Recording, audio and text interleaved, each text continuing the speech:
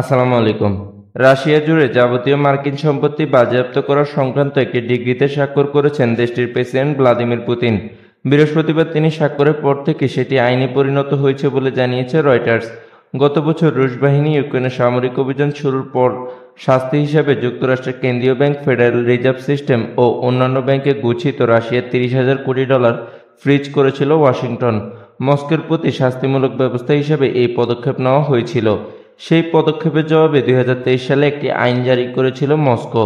সে আইনে বলা হয়েছিল, যুক্তরাষ্ট্রের যেসব নাগরিক রাশিয়ার সম্পত্তি কিনেছে বা বিনিয়োগ করেছে, তারা যদি তাদের সম্পত্তি বিক্রি করতে চান বা বিনিয়োগ প্রত্যাহার করতে চান, তাহলে তাদের রুশ প্রেসিডেন্ট কার্যালয় ক্রেমলিন থেকে অনুমতি নিতে হবে।